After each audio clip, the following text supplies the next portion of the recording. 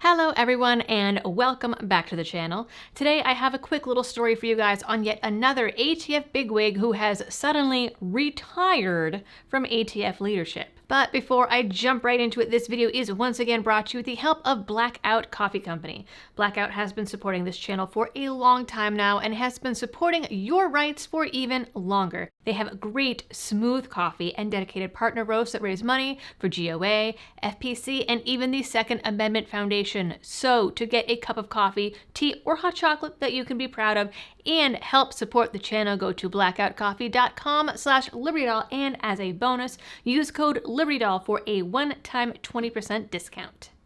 Today's newly axed ATF bureaucrat is Megan Bennett, who was the Assistant Director of the Office of Enforcement Programs and Services. She's apparently the one responsible for, or at least the one taking heat for, giving Dettelbach an 80% lower as a parting gift following his resignation. In fact, here's a video of her handing it to Dettelbach in a gift bag, telling him it doesn't need to be traced or registered. And on behalf of everyone, so this does not need to be traced. Okay. Nor registered.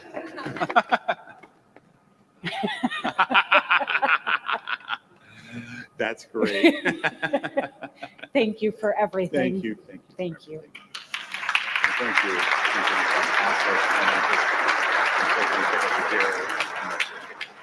This was technically against DC law, as DC requires all lowers to be serialized and the transferee to go through a NICS check. Prior to this moment, she talked about how much pride she had in implementing and enforcing all the new rules that came in under Biden, including being a big proponent of the pistol brace rule. Recently, with all the uproar around the Taranto case, where the guy had a braced CZ pistol that was charged as both a pistol and a rifle until GOA and other folks in the Second Amendment community brought attention to it, though I am not going to claim any credit for a DOJ decision, it came out that back in December, a GOA member emailed the Enforcement Programs and Services Office to see if he'd need to register his new CZ Scorpion pistol as an NFA item if he decided to install a brace. He said that he tried to research it but found too much conflicting information, which tracks for ATF rules. The member received an email back that did not have the signature of any ATF official, simply the acronym FIPB, which stands for Firearms Industry Programs Branch. The email, like the argument originally given by the government in the Taranto case, was that the ATF could interpret the federal statute in such a way that the ATF could still enforce the rule without saying that they were enforcing the rule, since the rule was their understanding of the statute, even though the rule was not supposed to be enforced.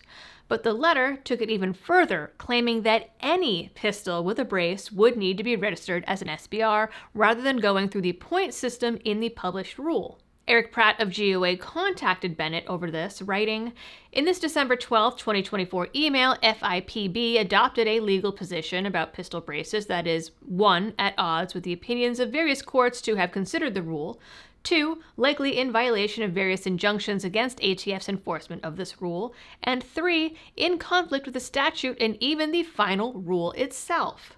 Not only is this spurious theory too cute by half, but also it likely violates the orders of the numerous courts who have expressly stated that ATF may not enforce the legal theories advanced in the rule. He wrote to Bennett, "For ATF to claim to enforce those same theories under the statute but not under the rule is a distinction without a difference, and one that demonstrates FIPB's contempt for these federal courts and the rule of law." After pressure from GOA, the ATF eventually relented and admitted that they were wrong and issued a correction, especially as current litigation was supposed to stop GOA members specifically from being prosecuted under this rule. But, Miss Bennett is so proud, defending the little people from violence and crime and freedom. So now we have seen Chief Legal Counsel Pam Hicks get the boot, Dettelbach retire only 2 days before Trump took office, Deputy Director Marvin Richardson forced to retire, and now Megan Bennett also forced to retire. Now, it's great to get these Biden rule bureaucrats out of the ATF, but honestly, nothing is stopping the next guy from putting more anti-folks back in. If this administration is not going to disband the ATF, but are truly intent on protecting the Second Amendment, then what they need to do is a very, very deep overhaul with lots of cuts to the agency. All right, ladies and gents, that is your little ATF update for the day. You guys know the drill for all of the algorithm things. Please do them. And as always, thanks for tuning in. Stay safe out there and happy shooting.